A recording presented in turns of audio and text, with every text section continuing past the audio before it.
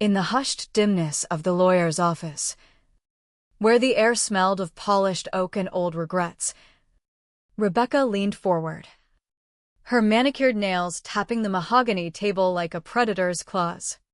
Her eyes, sharp as broken glass, fixed on me, Jonathan Harlan, the old man she dismissed for years as a burden. Finally, she hissed, her voice dripping with venom that she'd honed over 8 long years. We get rid of this dead weight.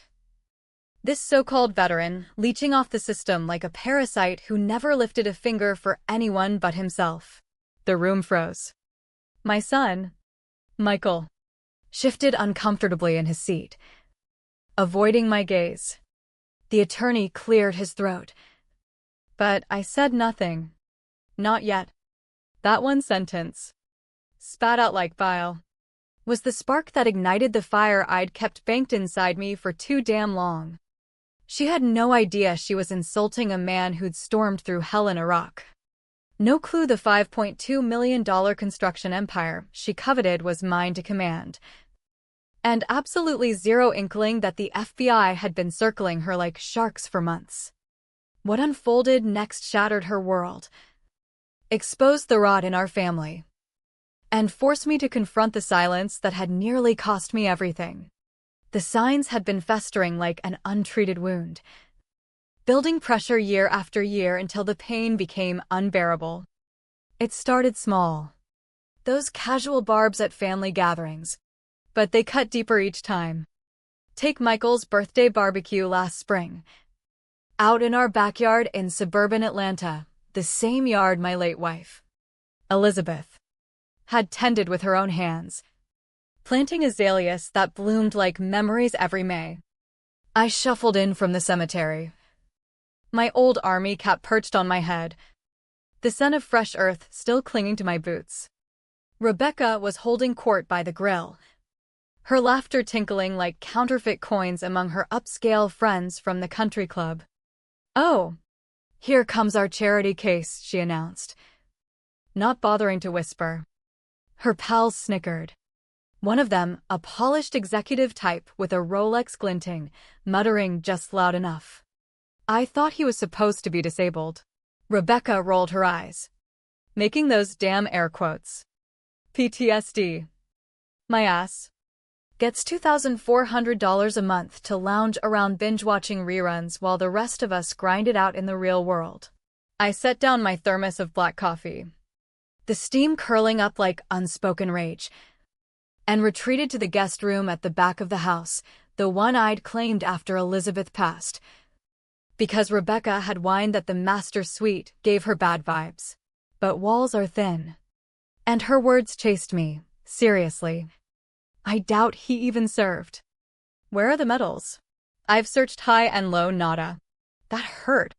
But the real gut punch came 2 months later at the Memorial Day event at the local VFW post. The place was packed with 200 vets and their kin, guys who'd left pieces of themselves in Vietnam, Afghanistan, Iraq, sharing stories over pulled pork and cheap beer. Rebecca showed up uninvited, towing Michael along like a reluctant puppy. She cornered me near the folded flag display, her perfume cloying in the humid Georgia air. "John, we need to chat about your situation." "My situation? This whole veteran act, it's embarrassing us." She waved dismissively at the room full of heroes. "These folks think you're some big deal. But I've done my homework." My grip tightened on the plastic cup of lemonade, knuckles whitening. "What homework?" I called the VA. "Dug into your records. Classified. They said everything about your Gulf War stint, poof. Secret." She leaned in, her breath hot against my ear. "You know what that screams? Bullshit. Probably mopped floors at some base in Germany while the real soldiers bled. Around us." Laughter echoed. Tales of camaraderie flowed. But Michael flinched, murmuring, "Mom always said you were a hero." "Dad," Rebecca snapped back, "your mom was shielding you, sweetie. Just like she shielded him by putting the construction firm in both your names." Good thing that's fixing to change. Harlan Builders, 28 heavy machines. Founded in 88. The year Elizabeth and I tied the knot. The business Rebecca thought she could snatch. She didn't know Elizabeth's will hit a bombshell. Or that my sign-off was needed for every big move. Or that those classified files were about to blow wide open. I endured the rest of the afternoon with stares boring into my back. Whispers slithering like snakes. As I headed to my beat-up Chevy Silverado, 250,000 miles and counting, Rebecca's voice carried across the lot. It's pathetic. Really. A grown man sucking on sympathy and Uncle Sam's teat. Someone oughta investigate if he's scamming the system. Michael stayed silent. My own flesh and blood mute as his wife branded me a con in front of the brotherhood that had been my lifeline. That silence? It echoed louder than any explosion I'd survived. Back in my modular home behind the construction yard, the eyesore Rebecca sneered at whenever her friends pried, I sat in the dim light. The weight of betrayal pressing on my chest like shrapnel. I pried open the closet, shoved aside faded flannels, and lifted the oak box untouched for half a decade. Inside, bronze star, silver star, and the one that changed everything. The phone buzzed a DC number. John.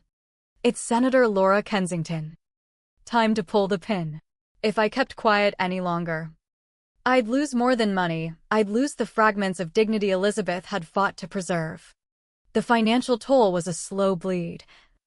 Calculated and cruel. Over those 8 years, Rebecca had siphoned funds like a pro.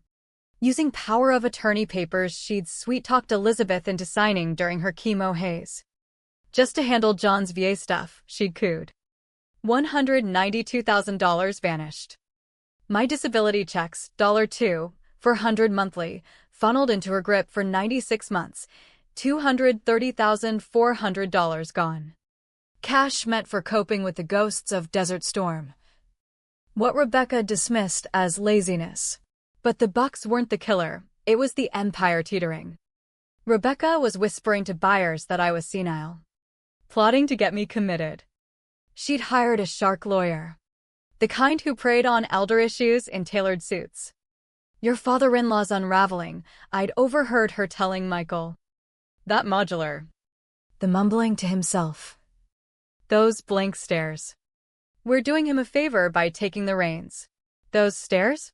Flashbacks to sand-swept hell. Faces of boys who'd never age. Rebecca saw frailty. She missed the steel forged in fire. Worst. Michael was buying it. Dad. Maybe she has a point, he said days before. The business. Your money, it's heavy lifting at your age. My age, 68. Same as my old man when he laid the first foundation. But I'd buried my truth for 23 years. And that burial was exhuming my life. Elizabeth's will reading, Friday, June 21st. 3 p.m. Kensington and Partners' sleek Atlanta suite, leather that screamed privilege. Views of the skyline mocking my ground-level existence. Rebecca strutted in like a queen. Designer blouse hugging her frame. Heels clicking authority. Michael trailed. Eyes downcast. I sat at the table's end in worn jeans and boots. The underdog by design. Attorney Kensington adjusted his tie. Before proceeding, there are questions about Mr. Harlan's competency. Damn right, Rebecca cut in. Slamming a folder down. Proof of decline, squalid living. Erratic finances. False war claims. She shoved papers, my drained accounts, her handiwork. Snaps of my modular. A quack doctor's note she'd bought. Plus, I verified his service. VA stonewalled, classified bullshit. We know that means zilch. Michael squirmed. What does it mean? Rebecca? I asked. Voice steady as a sniper's breath. It means you're a liar. John. 23 years of stolen valor. Dragging our family through mud. Michael deserves a father not built on smoke. Stolen valor. The phrase landed like a mortar round. Kensington fidgeted. These are grave claims. Facts, she barked. He's a sham. Defrauding taxpayers. Unfit for Elizabeth's estate. I slipped a paper from my pocket. Pentagon hotline. Verify now. She blinked. Here. I dialed. Speaker on. Personnel verification. Sergeant Ramirez. Jonathan Harlan. Service 927-481-5063. Authorized full release. Deployment. October 90 to March 91. 101st Airborne. Mission. Classified Recon. February 24, 91. Keys clacked. Record unsealed yesterday via Senate order. Bronze Star. Silver Star. And Medal of Honor for solo extraction of 14 POWs under fire. Demolishing enemy base. Silence swallowed the room. Rebecca blanched.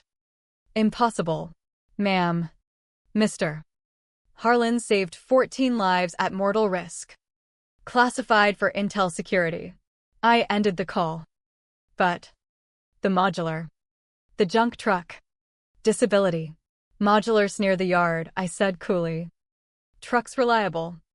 Disabilities for the metal in my back and nights when dead friends visit. Michael whispered. Dad. Why hide it? Your mom knew. Said she wed a man. Not a medal. Heroes don't parade. Rebecca shook. Doesn't change your incompetence. I slid revenue sheets. Harlan Builders, $5.2 million annual. $7.9 million net with properties. I control 60%. You get squat. Her purse thudded. But the POA revoked 3 days before Elizabeth died. When she discovered the thefts, Michael's eyes widened. Thefts. $192,000. Tracked every dime. Rebecca bolted up. Chair crashing. Lies. I smiled thinly. I survived enemy lines for months. Proving your scams? Child's play. FBI's on it. She fled. The door slamming like a final nail. But my revenge was just uncoiling. Over the next days, I wove the net tighter. Each move born from the ache of betrayal. Monday. VFW Hall. I confided in Commander Ellis. A non-vet with eyes like weathered steel. Someone's slandering my service. His jaw set. We'll fix that at the memorial ceremony. Tuesday. Yard office. My assistant. Carla. Reported Rebecca's prying calls. I handed her files, audits, policies, and a wild card. Copy these. Ring Senator Kensington. Wednesday, FBI duo arrived. Suits crisp as folded flags. We dissected the fraud for hours. Clear elder abuse, they said. Compelling case. Thursday, Rebecca stormed the yard. Fury masking fear. Your lawyer's stunt won't scare me. I have connections. I flashed the FBI card. They begged to differ. She paled. You wouldn't. Stealing from a vet? They noticed. Backing out. She snarled. Not over. See you Saturday, I replied. Enlightening. Memorial Day, VFW brimmed with 200 souls. Flags snapping in the breeze. I sat front row in dress blues. Mothball scents stirring ghosts. Rebecca arrived polished. Flag pin gleaming, facade cracking. Commander Ellis opened, honoring sacrifice. Then, welcome Senator Laura Kensington. Murmurs swelled. Laura. X-100 first. Strode up. I'm here for a comrade who saved me and 13 others 23 years ago, Sergeant Jonathan Harlan. The hall hushed. Rebecca froze. February 91. Captured behind lines. Execution loomed. John volunteered solo, wiped out 42 hostiles. Extracted us under hail. Medal of Honor. Applause erupted. Eyes on me. Laura pivoted, yet he stayed silent, until accused of stolen valor by kin. Anger rippled. John. Podium. I rose. Legs leaden. Never sought spotlight. Elizabeth wanted normalcy. But when honors assaulted, I eyed Rebecca. Someone called me fraud. Wrong. She bolted. But Alice boomed. Who accused our hero? Crowd glared. I. Mistake, she stammered. Mistake like $192,000 stolen? Gasps. Folder out. FBI probe. Chaos. News crew swarmed as she fled. Michael took the mic. My dad's the finest man. I'm ashamed I doubted. Applause thundered. Laura whispered, honor reclaimed?